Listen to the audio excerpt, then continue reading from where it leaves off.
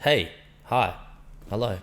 Welcome back to another podcast. It's been a minute, so I forgot how I introduced the previous ones, but we're just going to go with that for now. That could be your best. Yeah, maybe. I feel welcome. Maybe. Yeah, been a while. When was the last time we actually posted? I was having a look on the channel, and it looks like it was over 2 months ago. Wow. But I think it's something we've said off air, so to speak. We more or less do Coulworld when we feel like we have something to say. Yeah. Which we, other than being busy, I guess that's the reason we don't do it like every week, because some of the topics we hit, I like to think are thought-provoking and fairly deep, at least most of the time. So yeah, I think if we did it every week, it probably wouldn't have the same value. Yeah, it's like when you, it reminds me when you like start talking to a girl, and the initial stage you have so much to talk about because you're getting to know each other, and then always comes that time where like you're literally messaging each other and just not saying anything. Like, how was your day? Good. How was yours? Good. True. Like, is That is Cindy still being a bitch? Yeah. Like, we really are like a new couple. I wasn't really, yeah. But yeah, so we do try to record things when we feel like we have stuff to talk about. If there's nothing to talk about or we're busy, it sort of seems to just go under the radar. But like you said, our interest never drops. Always keen to do one, so we just fit it in when we feel like there's things to talk about. And yeah, definitely have not time. lost interest in the pod. It's No. just been a case of life getting in the way. Christmas and New Year just passed. Yep. You went up to Geraldton. I did, yeah. So I went up to Jarrow for 2 weeks. I had off work. Had that apartment to myself for 2 weeks. Turned it into a stank den. Yeah, it really was. No, it wasn't. No, it wasn't at all. It wasn't at all. But yeah, no, it was really nice to get away from the city. It was a weird year, big year. So it was nice just to get away and sort of like just unwind, relax. I didn't work out, didn't do anything, didn't think about work. I was just like, got into a good routine of having afternoon naps, which I miss. Yeah. I'm a big fan of afternoon naps. Yeah, true. I think like when you are in the grind for so long, so to speak, you forget what it's like to have all that time to yourself. Yeah. Did you find like it was hard to adjust to being on holiday? I was definitely bored. Okay. Yeah. But at the start, did you find it hard to relax because you're not used to relaxing? Nah. No, you didn't? You just felt ready? Just Okay. I was relaxed right away. The only thing I did struggle with is like every now and then I'd get bored and I'd be like, I'd think to myself, maybe I'm not utilising my holidays as best as possible. Yeah. But then all I really wanted to do was like walk the dogs at the beach, go for a swim, relax. I didn't want to like be running around out and about all the time. Like I wanted the 2 weeks to be relaxing and chill. Yeah. So it was a bit of like a mental tussle between like finding a balance between like doing enough where like I feel like I'm having fun and like utilising the holidays, and then just like relaxing because I know that this year is going to be a big one as well. So True. finding the balance. How was your break? You didn't stop for work that much? No, I worked in retail, so literally everyone else was having their holiday period, and I got Boxing Day off and Christmas Day, of course. Bunnings is not open on Christmas Day. But so no, it hasn't really stopped for me. I did get 4 days off in a row, which is something I haven't had in a long time. So I did get a little bit of a chance to relax, and it was good to spend a few days off that didn't involve like either drinking or making content, like, because between those two things you don't feel relaxed at the end of it. Like every day off I make videos just about, and or then, drink, or if I'm having a good night with the boys, so to speak, like the next day, you know, you're catching up on your sleep and stuff like that. So that sounded very gay. Yeah. Oh, A good night with the boys, you have to catch up on your sleep. yeah. That's not what happens. The activities that perspire is up to the imagination. Yeah, no, not really. No. Yeah. But brings us to today's topic. Speaking of the year that has just gone, 2020. Yes. Year for the books, A really. non-memorable year. Yeah. Year for the books. That's a year that everyone will remember, I think. Well, I hope so, because the other way to look at it is like a lot of this shit, particularly COVID, hasn't ended. So No, it's still going. is 2020 the start of like a depression? Like, you know how there was a depression in like the 20s, Great Depression, 100 years ago. Like in the same way, is 2020 going to be the start of something terrible? That sounded like someone was about to walk in. It really did, didn't it? Freaked me out. I think it's the aircon just created some sort of... No, it's definitely weird. I don't know will things ever go back to the way they were? Yeah, there's some things that will maybe never change, because it's different, because here in Australia, or at least in Perth, you know, the social distancing thing is very loose now. Like, we copped it for maybe like a month, 2 months. Like I remember like it was like maybe like March, April. Yeah, March, or April. Maybe April, May. And then after that, since then, we haven't really had to like alter our lives too much. We go out a lot still. We like go to town, drink, have dinner out. There's like loose social distancing measures in businesses. So like, for instance, at Bunnings, we have one entry and one exit, which is not something we had before. Like you can't go in at the same time. And then I think we have a loose sort of max capacity of how many people we can have in there, but it's a huge warehouse. So is anyone actually counting? We were, but then I think it got to a point where it was so high that what was the number? I couldn't tell you for sure. I think it was it was 150 at one point, and then it relaxed, and it was like, I think it might even be like 300 now. Yeah, okay. Which, it's not really a threat, and like a big warehouse like that doesn't really get that high at the moment. So, but yeah, like same things with like you go to a cafe or a shop. Like there's loose social distancing measures. There's things on the ground indicating like you should queue 1.5 meters behind the other person. But generally speaking, things are very back to normal here. But obviously, in like Europe and America right now, the idea of isolating or even just over east. I mean, UK is going back into a full isolation.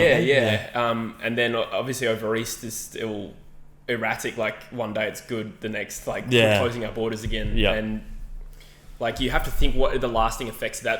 There was talk like during COVID, if you remember, like was this the death of the handshake? Yeah. And like we had it for a month, and I still feel a bit weird shaking hands with someone at work, not a customer, but like say I run into someone at work and like there's that doubt now. So I'd imagine for countries in Europe or something where this is going to be like a 2-year thing potentially, that sort of thing really might die. Versus here, I think handshaking's okay now. But we've definitely got away. WA in particular, compared to anywhere else in the world, we've got away pretty lightly in terms of those things. For sure. Do you I mean, you said it before. When you go into shops, there's like little stickers on the ground where you stand. Do you follow those? Do you stand on one of those stickers? Yeah, I try to. I do as well, and I know that's ridiculous, but I get annoyed when people don't as well. Yeah. Like I was at the shop the other day, and I was standing on one, and there was a guy that was like, and there was like obviously is it 1.5 or a meter, whatever it is. 1.5, yeah. And the guy was sitting like right in between, like where my sticker was and his sticker was, and like I knew it was so silly, but I just kept thinking in my head like, can you get back to your sticker? Like, it's so true. It's a pandemic. Can you? Even though it's so light, and I take every other precaution so lightly. Yeah, for sure. It's just one thing, like a little OCD thing that I look at and just stand on that little thing. Which is crazy when you think like the power of that these sort of like organisations have over us. Like they've intercepted our like consciousness now that we're like it's bothering us when somebody's not 1.5 away, if that makes sense. Like previously, like in 2019, if that happened and he was standing that close, I wouldn't even think about it. Yeah, you wouldn't even think about it. But then because of everything that's happened this year, or last year technically, I suppose. Yeah. It's funny. It just like annoys me or irks me a little bit. For sure. There's a funny meme, or at least it's just a photo really of someone in this exact situation, and he's got a high-vis shirt on and it says COVID like enforcement officer or like social distancing enforcement officer, someone who's literally there to enforce it, and he's standing right behind the person in front of him, and there's a sign like where he should be standing, way over it. Yeah, so classic. But I mean, it is hard to It was a big adjustment for people to go into, and now like it'd be interesting to see, particularly in other countries, whether like it's permanently affecting the way we interact with people. It's gonna be weird.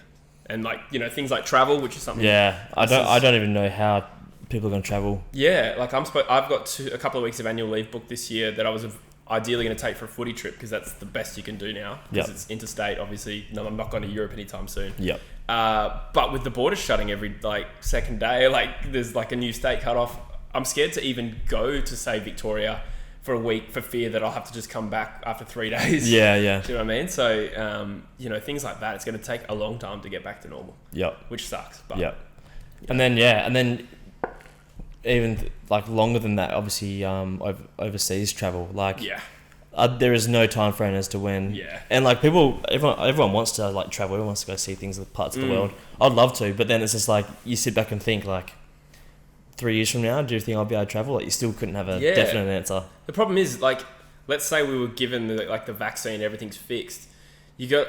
For a start, everyone's going to want to travel at the same time. Yeah. So demand and prices are going to go up, and then the travel industry's capacity is so diminished right now. It's not going to be able to just go back to normal. Like with the sudden influx of people wanting to travel. Yeah. You're not going to be. There's not going to be as many flights, I would imagine. Yeah. or like travel services, availability of accommodation, like, so that's a setback as well. That's like another 1 or 2 years potentially if you're not on the ball with it. So that sucks. But again, all you can do is like, cause you and I at the age where like traveling is on the forefront of our mind, like before we have families or anything like that, this is a good time to travel, and you can't help but feel, fuck, this sucks. But then also you gotta have the perspective of, we've got it very good. So that's really important to have at a time like COVID, because we're probably some of the luckiest people in the world. Has 2020 sort of given you a new mindset on things? Has like the pandemic and everything we went through, has that changed much for you? Good if you question. look back on you entering 2020 towards you leaving 2020, what are the major things that you feel like you're coming out of? You know what? Do you mean specifically COVID? Like, I guess so, because I mean that's the biggest thing, and that's definitely what changed our lives the most. I think probably the biggest thing, because like I've always had perspective in the sense that I've never felt like a victim, even when bad things have happened to me. I feel like I've been good at not getting that victim mindset, and likewise with COVID, like we just discussed, we are genuinely some of the luckiest people in the world, but I've never really lost sight of that. Never really felt, why me? You know what I mean? How ridiculous would that be?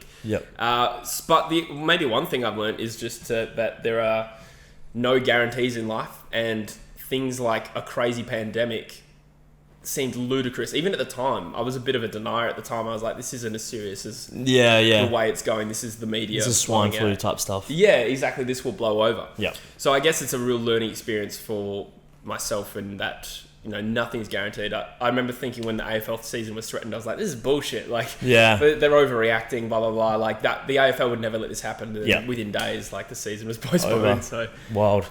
So I'd say, it's probably just an appreciation, the fact that crazy and wild things can happen, and just have an open mind about that sort of thing. Like it's an unpredictable world we live in, and nothing's guaranteed. Things like international travel, not guaranteed for a long time. So that's probably the one thing that's changed. What about yourself? I think mine is like, I just noticed the difference in opinions. Like if you look at America, like obviously the media pushed like a very strong narrative that COVID is very deadly, and it very well might be. But then there's also people that like push narratives that it's not at all, and that it's a hoax, and that it's like not as serious. And I think for me, like I always just feel like people tell like maybe 60% of the truth, and it's up to you to sort of like pull facts from where, and actually like yourself find where the actual truth lies.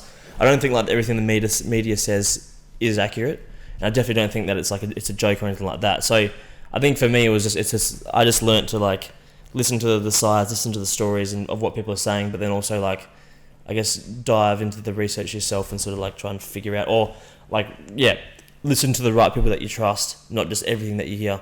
100%. One thing I've like always held this philosophy in life is the truth is somewhere between both extremes. Yeah. So like if somebody's arguing hard on the one side and one person's obviously arguing on the other side, I've always naturally, my inclination is to think the truth is going to be somewhere in the middle. Neither of these people are completely right. And I think that's the case with COVID as well, in that it doesn't, like I'm going to put my hand up and say I'm not overly educated about COVID compared to other people. So I'm not going to put myself as an authority, but my impression is that it's not necessarily, the numbers don't necessarily indicate it being more necessarily deadly than, say, a flu or anything like that. Like people die all the time of seasonal flu. But what the real threat is probably the way it can overwhelm the healthcare system. So everyone getting sick at the same time really fucks a country up, as we saw with Italy right at the start of all this. And you know, some of the leaked stuff that came out of Wuhan with like people in the streets dying and stuff like that. Like that's the propaganda side of it, where you got to look at it and go, is that legit? Because it's bullshit. You got to really try and be discerning about the things you're seeing. But I think what is undeniable is just the idea of everyone getting sick at the same time. Not only is it a threat to the people who have COVID, but it's also the threat to the people who, you know, say have surgeries put off or cancer treatment put off, because everyone needs treatment. Even if it's like, what is it, like 10% of people actually need serious health, support, like medical care when they've got COVID. Doesn't sound like a lot, but obviously if everyone gets it, then it's pretty scary. So a part of me also sort of looks at it like the way that, I mean, again, I don't know the facts, so I'm not going to act like I'm a medical wizard or like professor and like that, or like know the numbers. But I feel like if you go back to the old days, like maybe like real ancient times, or like medieval times, like diarrhea used to kill a heap of people. Yeah. Or like the chicken pox used to kill a heap of people. And like now the chicken pox, from the way we've evolved, chicken pox is now something that you get when you're really young. You don't really get sick. You get over it and never get it again. Like in 2 years from now, is COVID just going to be that thing? Where like when you're young, you get this weird little flu thing, and they go, "Oh, that's that COVID. You'll never get it again after this." You nurse them for like a week, and then like everything's back to normal, and you never have to worry about it again. Will it turn into one of those? Well, hopefully we get a vaccine to really simplify things. But I think the threat with COVID, or the scary part of it, is the testing doesn't seem ideal, because it seems like people can get it twice. But again, I don't know if that's real or if that's like one of those urban myths that has come out. But it seems and like how accurate is the testing as well? Like, and you know what's an interesting thing I learned about at least the UK testing? I don't know if it's everywhere, but if you get COVID and you test positive, and let's say you get medical treatment, and then after a couple of weeks they test you again and you're still positive, that will count as 2 positive tests in the stats. So when you think about almost everyone, or like a lot of people who have COVID, are going to probably have more than 1 positive test. That instantly doubles the amount of positive tests coming out. So I'm not saying that, you know, the numbers are bullshit or that we shouldn't be concerned, but I am saying the numbers are a little bit skewed, and the testing itself seems a bit cooked, where people seem to have gotten over COVID and then will test negative and then test positive again. So yeah, there's all those kind of factors that I don't even really want to get my head around. But like you touched on it as well, we both said we're not really experts on COVID. Isn't that kind of just show you how blessed we are in WA, where we don't even have to think about it? If we're like in the US right now, or in the UK, you know, the COVID saturation in the media is so prevalent that you can't avoid it. And we still get a lot of COVID news here, but we can turn a blind eye to it a lot more because we have our lives to go back to. Like things are normal for us. And that just shows how privileged we are that I'm like out of touch with COVID. It really has become like a blessing in disguise, because I remember like sort of late teenage years, like 18, 19, and then sort of early 20s, every time we'd go to a festival or anything like that and there was like a big major act, 90% of the time they would always pull out of the Perth show, because they'd come to Australia, they'd sort of do the East Coast, and then it just seemed too hard to come to WA, do one show and then to leave. Right. So like I've been to so many concerts or things like that where like the day of, you hear that the main artists, like the big time, like the Travis Scott or the Drake, or I'm not saying it was any of those, but like those sort of like A-list stars will pull out and won't come to Perth. They'll do the Eastern States and then they'll go back to America after that. Stiff. So I remember like growing up always seeing like, man, WA's like shit, it's so secluded, like no one wants to come here, it's too far to travel just for one show, like, and it was always a negative thing. But then like something like this happens and you're blessed, like we are isolated, we are like secluded. It's easy to shut our borders, like you can't really just come here easily, you can't drive, even if you are over the East States, like it's a long drive and it's a lot to commit to. So it's not like places like America or UK where you can just drive and cross borders, and that's where like manic spread starts. For sure. So we're sort of like that thing that I hated for so long in my life turned out to be like the blessing that now has saved us and allowed us to live this like pretty carefree life in terms of like worrying about COVID constantly. 100%. Yeah. No, we are grateful for that. I mean, you could also make that argument that like if we had been ravaged by COVID in WA, like how the fuck would it get to that? Do you know what I mean? Like the powers that be should never have, and they were successful, but I'm just saying like it would have been a huge indictment on like McGowan if, you know, he'd let WA and Perth get ravaged by COVID when we were this isolated, literally the most isolated city in Australia. So no, it is a blessing. And then Australia in general is also very isolated. It's an island. So, a lot of water. But we have done well, to be fair, like for the most part. But as opposed to, you know, some of the COVID stuff, which wasn't the entire focus of this podcast, what was 2020 like for you on a personal level? What were some words you would use to describe it? That's usually a good way to ask it. Yeah. Such an interesting one. I've really put you on the spot with this. I think one thing that pops to mind is like you realise how much of a sheep mentality people have. Like when I think about COVID and I look back on the year, the first thing that sort of springs to mind is that whole toilet paper thing. Yeah. And you realise how dumb that was. Yeah. Like, but it does create a panic even in rational people like yourself or me. Like we'd be thinking, shit, do I need to go? Yeah, do I need to get it? Like, is it something that I need to start doing? And all these other people are doing it, you think like, do they know something that I don't know? Like, am I? So looking back, I think back on that. I just sort of laugh at that. But I guess on a personal level, do you think this is a good year for you? sort of like it's like an in between year. Okay. I haven't really accomplished anything. Like, none of my goals were sort of ticked off, but that's because like my goals and then I'm working on at the moment are longer than 1 year span goals. So it's sort of like an in between year. But I think I think I grew a lot, like emotionally and whatnot throughout the year. I guess for perspective, can you think of 1 year that was particularly amazing? Does 1 year stand out in your life as being the best year of your life? Not really. I always have the mentality that the next year is going to be my best. Yeah. And like I don't like sort of putting my hat on a year previously that I was like, oh, that was the best year of my life. Sure. I mean, there's a lot of great years. Like, you think about like when you were like 16, 17, and like the carelessness that you had, while also sort of just starting to gain those like I guess adult, not responsibilities, but like you start getting the freedom of an adult and you start being able to like venture out and do things like when you first turn 18. Yeah. Those years are awesome. True. But I've always sort of held the mentality that the next year's going to be my best. Yeah, interesting. That's cool. And I don't try to look back. I knew a girl who was like that. She used to always say like, oh, I peaked when I was 18. And she was like 23 at the time. So I peaked when I was 18. Yeah.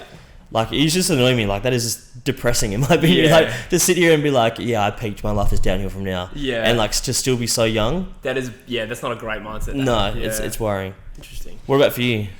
I've had a few good years in my life. I'm kind of going good, bad year after good, bad at the moment. But I mean, you're right. Like, it's good not to sort of hang your hat on the past. I don't think I do that.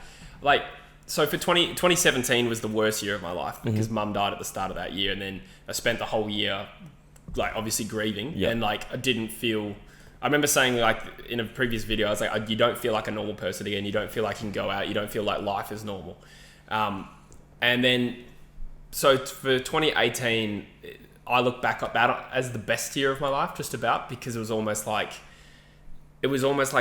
equilibrium was restored where I had the worst low I could. And then 2018 was pretty much the first full year of True Footy. Mm-hmm. The Eagles won the premiership, which sounds silly to some people, but that was also the first year I was an Eagles member. And I got to go to every home game in a brand new stadium with my dad. And just that, reflecting on that journey, the emotional up and down of that year, that was fantastic. And I was with a great partner as well. Mm-hmm. There really weren't too many negatives. And I kind of reflect on 18 as like, I'm really not that spiritual or have that much faith, but I kind of think of it as the universe was like, here, like, I just destroyed you, but here's something I know you'll really like. And then gave me 2018. So yeah, I think of 2018 as pretty much like, the best year of my life. I mean, of course, it's kind of, you kind of look back on it with rose-tinted glasses. Yeah. Because like a few things happened, but obviously there were hard times that year as well. Mm-hmm. But it's all about perspective. And for 2020, for me, like, I think I reflect on this year as an absolute fucking shit year. But then there has been a lot of positives in it as well. And it's just about the way you choose to reflect on it. Like, I can choose to reflect on it as like, oh, that was terrible. Or I can think about all the good things that came out of it. And at the end of the day, like, a year is a long time. Shitloads happens. And it's good not to sort of get into the mindset of being like, this is bad. Yeah. And therefore I'll always, think of it poorly. Yeah. That makes sense. Yep. I guess 2023 for me was the first year that I did a full year in my grad job. Yeah. So obviously I started at like late 2019. So I got through the full year, and when I look back, there was no real struggle. Like, there wasn't like days where I got up and I just literally did not want to go. Like, I was happy to go to work and things like that. So I look back on that, and it was a good year for that. A good year to get in routine. Good year to know that I can sort of spend a year and I can hack it. Like, it's not impossible. There's a lot of changes in lifestyle though, so I'm still trying to iron out those, like how my morning routine works. I like being very structured. Yeah. As far as like routine goes and things like that. Like, for anything else, I'm completely unstructured. Mm-hmm. Like, if we're gonna plan a night, there'll be no plans ahead. It's just like, let's go here and let's see what happens, or like things like that. I'm very unstructured. But as far as like my day to day, I like knowing like what I'm doing at this time, what I'm doing at that time. Interesting. So I went through the year pretty like lackadaisical. Like just didn't really put anything in place like that. Yeah. Tried a few things, didn't really like them.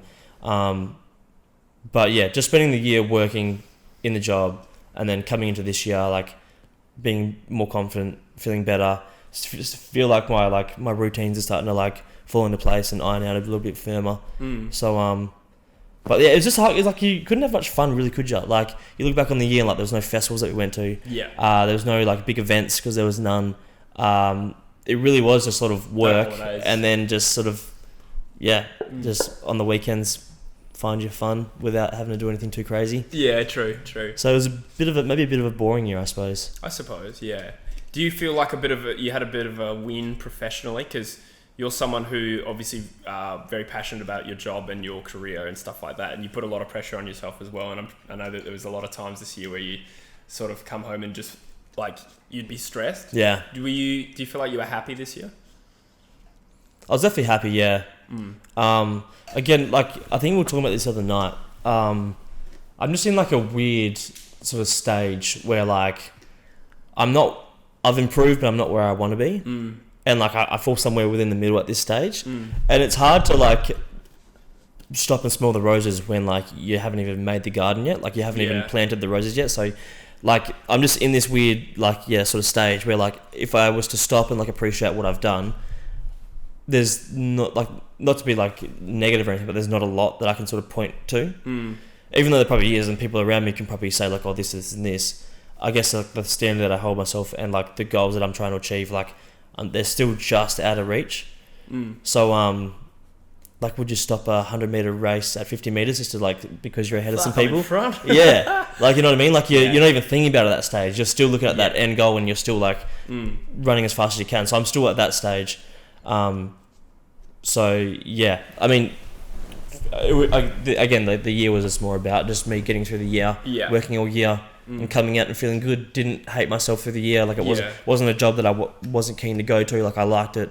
I liked waking up each day, going to work. So I think all of those, I guess, more the positives. I think you said the other night that and I can relate to this, you're not ever a satisfied person. No, yeah. Do you think that affects your happiness, or do you separate the two? Well, it definitely has affected my happiness. Sure. I don't think it does affect it, but it has, like, in moments. Are you a happy person, would you say? Typically, I'd like to think so. Yeah. Not really. I don't think I mope around or anything like that. No. I'd say generally I'm pretty optimistic. But... that's true, yeah. Yeah, it definitely has, like, not being satisfied definitely has affected me, like post-apprenticeship and post getting my degree. And just feeling like you've achieved, like the goal was done, and that night that you got my degree, it was sick. But then, like as soon as that was finished, it was a bit like, oh, yeah. Like now it's just like now I'm just sitting here like. So you're goal oriented. Yeah, which is a good way. And I do worry that it might be something that I never sort of get over, and it might like haunt me. Is that just like constant like having to take it that one level further, or like constantly having to like. As soon as you achieve something, it, like being dissatisfied straight afterwards, you have this sort of moment of satisfaction. Then after that, it's back to like, maybe that will come back to haunt me. Like once I start getting older, but at this stage, it seems like a pretty good thing. I think we kind of touched on this the other night. It's like the balance of being dissatisfied enough to always push. Yeah, I think that's really important. But you also need to savor the wins when they do come, because at the end of the day, like it's like what Gary Vee says. Gary Vee says you don't like. Oh, it's not even a Gary Vee thing. It's just a cliche. It's like don't like love the destination, love the journey. Basically, so you gotta.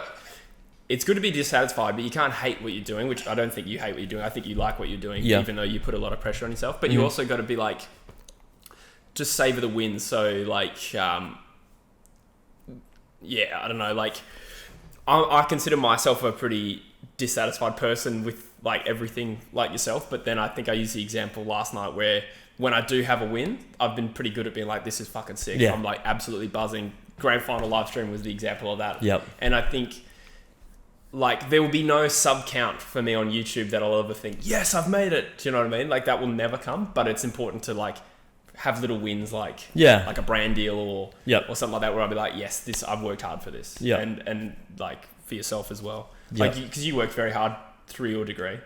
As I don't know, we've touched on it, I think, in early pods, but for instance, like through high school, you had your dyslexia, which would have made it very, very difficult to be a student. Yep. And then you didn't graduate high school, did you? No. Well, I'll let you. I left after year 10. Yeah. Yeah. Like uni was never a thought when I was at school. It was. I remember I used to always say like, if I'm going to do like 12 years of school, like why would I sign myself up for extra? That was my thought process to uni. I was like, why would I want to do more if like I don't have to? Yeah. And so yeah, I got to the end of year 10 and that was it.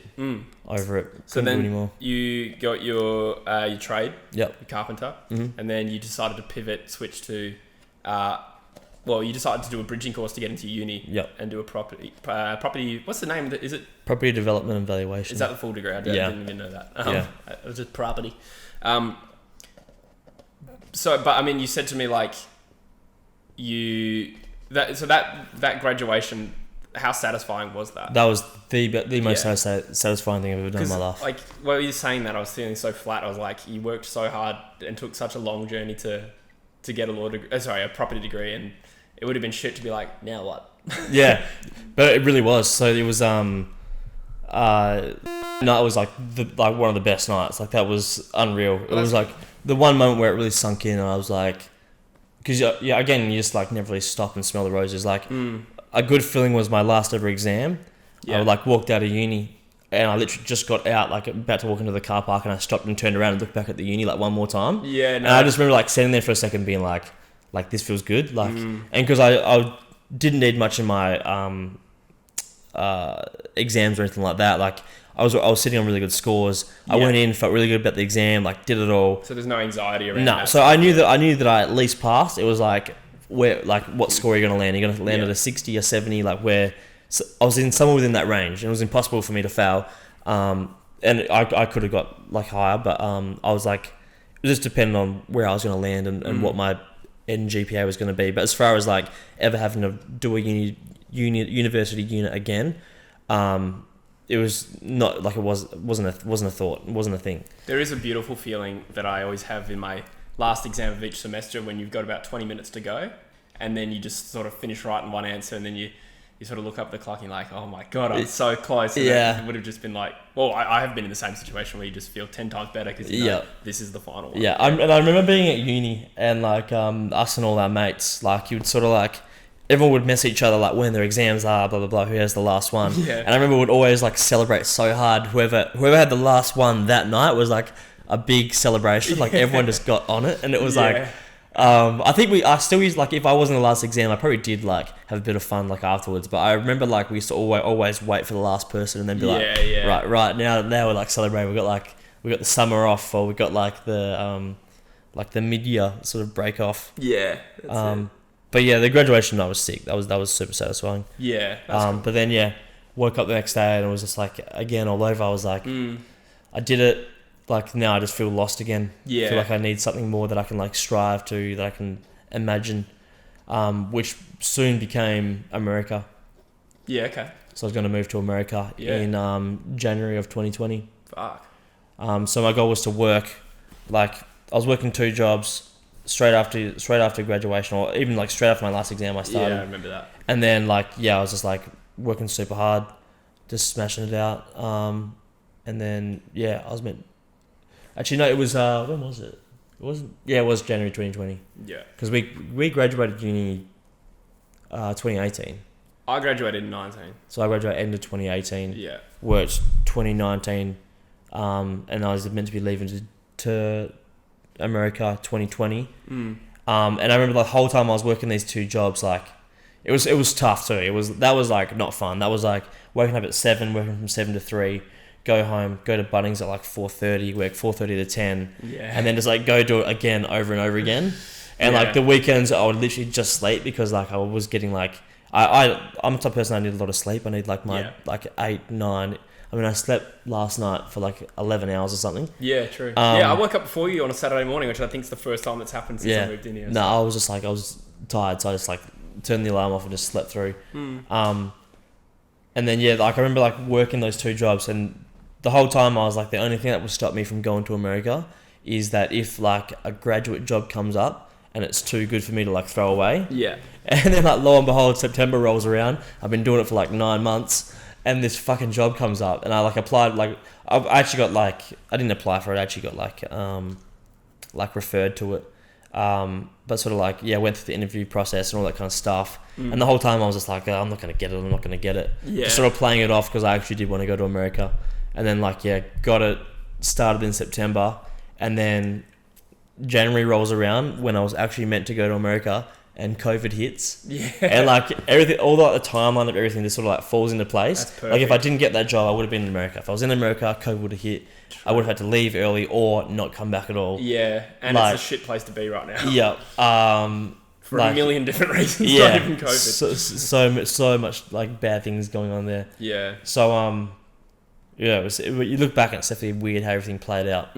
Yeah, that is lucky. Like a lot of hidden sort of. 2020 would have been very different for you if. Could have been, yeah. Yeah, Could have been. That's wild. Yeah. And especially everyone in America would have lost their jobs, and I was going over there to work as well because I wanted to like see how long I could stay there for. Yeah. So, for sure, I would have been the first person to lose their job. Like I would have been like some casual, God knows what I would have been trying to make money doing, but bartending or something like that. But bars probably. Well, I don't even know what the situation. Or is just like bars. tried washing dishes at a restaurant somewhere, and like again, open. that would have been the first thing that would have closed. Yeah. Like you lose your job straight away. Like you're in a foreign country. Yeah. It was wild. So yeah, dodged a bullet there to some extent. Yeah, I think so. That's cool. We are approaching the time where Joyce is going to come over, so we should probably sort of look at the last little bit of the potty. I guess. Are there any lessons you would take into 2021 from this year, or at least something you want to do, almost like a resolution, you would say? So yeah, one was definitely my fitness and health in general. I'm just gonna like focus on like looking after myself, making sure that I stay in shape. That's cool. A lot of people would say that I'm in shape and that I look fine, but like to my standard, I would like to be more in shape. Yeah, well, you played footy for most of your adult life. Yeah. So, your adult and junior life as Yeah. well. So your threshold for like what is fit is a bit different to the average person. Yeah. So I'll say that for you. So that's what I want to get to. Yeah. So focusing on those sort of things. Focusing on like some other like insecurities and whatnot, and just sort of I'm a genuinely confident person, and I'm really confident in the things that I'm good at. But I also want to somehow find a way where I can bring my confidence into things that I'm not so good at. Yeah. And own that I'm not saying that I need to be fucking good at them, but own that I'm not so good at them. Yeah. And be open and willing enough to like accept that I'm not good at it and not hide it from people. Yeah. Yeah. I think that's one of the best things you can do. So just having confidence in who I am and like owning the things that I'm not so good at, as just like I own the things that I'm really fucking good at, and like openly, people may say it's cocky, whatever, but if I'm good at something, I'll generally like be able to tell you that I'm good at it. So I just want to have the opposite. If I'm not good at something, just tell people like, look, I'm not really good at this. Yeah. I might need some extra help, or I might need this, might need that. That's good. So those are probably my two big things that I'm taking into it, is like looking after myself a bit more, getting more in shape, and trying to figure out a way that I'm confident in my strengths and confident in my weaknesses. Yeah. Oh, that's good. That's good, man. What about you? Fitness is one that I haven't mentioned yet, but yeah, that's something I've really gotten into at the back end of this year. In particular, I think I want to get bigger legs and a bigger core. I'm happy with my frame. Yeah. I don't look amazing, not an athlete by any stretch, but I'm happy with being like this level of thick in the upper body, but deadlifts and squats is something I've been smashing lately. So that's going to continue to be a goal. I'd like to add a few kilos without people necessarily knowing I've added a few kilos, because it's all through here. Yeah. But yeah, in terms of more personal stuff, like 2020 was it was a year of transition for me. Obviously, going from I was in a relationship for 4 years that ended, so which I've really banged on a lot about. But it's been an adjustment from being like my life being on a certain path to being completely different now, and like all the things that I felt like I was good at, like I felt confident in that relationship. I never had to doubt myself, my self-worth or anything like that. And like all of that was with like self-acceptance. All of that just like evaporated when I became single, which is wild, which is something to learn from. And then also like I think I've grown a lot as a result of that this year, even though I probably wasn't happy for a lot of it. Like I feel like that self-acceptance has come back a little bit. basically not trying to pin my self-worth on how I believe other people perceive me. Yeah. And that's even something you said the other night really struck a chord with me. You said that you described yourself as quite independent. You've never needed anyone else to sort of drive your confidence. And I was thinking that while you said it, and I was like, that's really something I need to aspire to. And I think I'm on the path to that. I think I've come a long way this year. I think I've surrounded myself with good people, like yourself and Drew's in particular, who are both sort of like motivated people. Drew's is like extremely dedicated to the YouTube side of things and fitness as well. What a dude at like 19 years old, eh? Yeah, like he is really cool. Hope he's not watching this. Actually, I hope he is watching this. Please like the video. I just look back to what I was like at 19, and I was not that. And he asked me a few questions, like general life questions that are like stop me and make me think. And I'd like to think that I've pondered over a lot of things that like, so when someone asks me questions, I can generally, I've thought about it as well. Yeah. But he's asked me questions that I haven't really thought of, and to do that at like 19 years old, I feel like is a bit of a feather in his cap. He's super into self-improvement. He's super dedicated, and he reads books. No, I just mean like he spends his time reading books on like adjusting his mindset and stuff like that. And that's why people who know Drew's and me separately would be like, oh, he's 19, Jesse's 27. Why are they hanging out so much? Yeah. Other than the fact that we bond over YouTube, it's not like he doesn't seem like a 19-year-old, does he? Like we have conversations about like we're into the same stuff. Yeah. Like if that makes sense. So. I just thought about what he said in the car on the way to Freo that time. Dare I ask? Is it podcast friendly? Nah, it's not. It was just so funny though. Yeah, no, he's a great dude. Yeah, but yeah, like it sounds silly that that he's like 19, but I feel like I am better off for having him in my life. Like I think people say like you're an amalgamation of the 5 closest people in your life. Yep. So surround yourself with 5 people that you admire, and yourself and Drew's probably my 2 closest friends other than work friends, and like you both have traits that I want to absorb. And I think that's great advice for anyone. If you're surrounded by people that are plebbish, you will probably your own standards will slip. Yeah. You know what I mean? I think it's definitely true. Like there's yeah, I definitely back it. I always tried to be like the weak link of my friends. Like when we're all going to uni, uni was such a big part of our lives, and I was definitely like I definitely struggled with study. So hanging out with guys like you who are like really articulate and really good at those sort of things, and like Joycey and that, and people that were doing really good degrees, just going and studying with you guys made me feel like I was like way better off, and I was getting into good habits that maybe if I didn't hang out with you guys I probably wouldn't get into. Yeah, okay. So I was always like trying to do that, trying to surround yourself against good people, and people that like you don't need to like to aspire to be them, but just like respect. Like if you respect like what they are and how they operate, I think that's a good thing to start with. And I think it's a good trait in yourself to drop your ego and acknowledge that there are things about your friend that you wish you were like. Do you know what I mean? Like some people are probably a little too ego oriented and would never admit that the thing that they do is something you should be doing as well. Do you know what I mean? So I think that'd be a really good skill as well for people. Yeah. Well, as always on Coulworld, we've approached the end, and I feel like we still have a lot more to say. But maybe the next one won't be too far behind. But is there anything you'd like to wrap up about 2020 before we end the pod? No, I think it is what it is. There's things that you can control and things that you can't control. And the whole COVID thing and all that is well and truly out of our hands. Yeah, that's right. For the poor people that can't like utilize much, like they really have just been given some crappy cards, i.e. people over east, people in Italy back when Italy was really bad. Any of those sort of Europe countries, I feel sorry for them. They can't do much, but I think for people in Australia, we should definitely not use this time to sit around. Yeah. Don't collect that COVID check and just like and get real lazy. We're blessed to be in a really good situation, so I think we need to utilize it. And go to work each day, do all those good things, treat it like every other year. Sure, you might not be able to travel, you might be able to do that kind of stuff, but stay safe, but definitely don't slack. Don't use it to slack off. Don't let it be a year that gets away. So like for instance, I would use this time for me personally. I've got a YouTube channel, so I don't, instead of like spending money on a holiday, I would invest it into the channel. Not everyone has a YouTube channel or a passion like that, but you know, everyone's saving for a house to some extent, that next car. I think it's great advice to tell someone, don't piss this time away where you could actually get something out of it, because there will be a time when you can travel again and things will be normal. So you don't want to come out empty-handed. Hell no. No. Yeah. Yep. Keep on it. Keep on the grind. Don't let it stop. Keep it 100. Yeah. Lit. Cool. All right. That'll do us. I forget how we sign off these things. Proud of you. Proud of you. Take it easy. Yeah. Thanks, guys. See you in the next podcast.